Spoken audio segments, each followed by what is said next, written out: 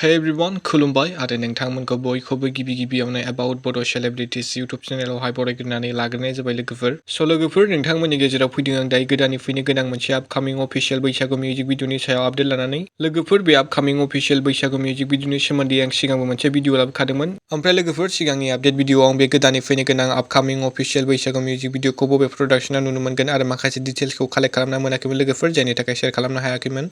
लोगोफोर बेनि थाखायनो आं बे आपडेट भिडिअखौ लाबोफिननाय जाबाय। ओमफ्राय लोगोफोर बे मिउजिक भिडिअखौ जोङो माब्ला आरो बबे प्रडाक्शनाव नुनो मोनमारगोन बेफोरखौ आबुङै मिथिनो थाखाय नोंथांमोना भिडिअखौहाय जोबजासिम नायलांबाय थादो लोगोफोर।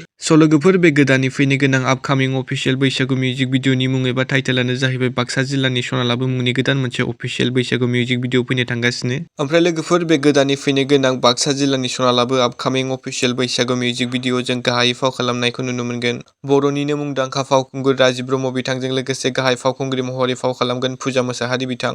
ओमफ्राय लोगोफोर बे गोदानै फैनो गोनां आपकामिं अफिशियेल बैसागु मिउजिक भिडिअनि मेथाइखौ रोजाबदों बर'निनो मुंदांखा मेथाइ रोजाबगिरि सुलेखा बसुमतारी बिथां। ओमफ्राय लोगोफोर बे गोदानै फैनो गोनां बाक्सा जिल्लानि सना लाबव बे आपकामिं अफिशियेल बैसागु मिउजिक भिडिअखौ जों नुनो मोनगोन सुलेखा बसुमतारी बिथांनि अफिशियेल इउटुब चेनेलनि आन्दारावहाय। ओमफ्राय लोगोफोर फावखुंगुर राजिब ब्रह्म बिथाङा गावनि अफिशियेल फेसबुक पेजआव फोरमायनाय बायदिब्ला जों बे मिउजिक भिडिअखौ बे उइकआवनो एबा साननैसोनि गेजेरावनो नुनो मोनसिगोन लोगोफोर। ओमफ्राय लोगोफोर नोंथांमोना सोर नायनो थाखाय दानिफ्रायनो जोबोरै एक्साइटेड जानानै दं कमेन्टआव खोन्थाहरदो लोगोफोर आरो नायनो थाखाय साननैसो नेनानै थाथ'दो। लोगोफोर दिनैनि सर्ट आपडेटआ बेनोमोन। नोंथांमोना भिडिअखौ नायना मोजां मोनोब्ला लाइक खालामबानो जाबाय आरो सोरबाफोर चेनेलाव गोदानै फैदोंब्ला साबस्क्राइब खालामना होबानो जाबाय बेबादिनो आपडेट भिडिअ मोनबाय थानो थाखाय। लोगोफोर दिनैनि भिडिअआ एसेनोसै, गोजोन्थों एन्ड थेंक्स फर वाचिं।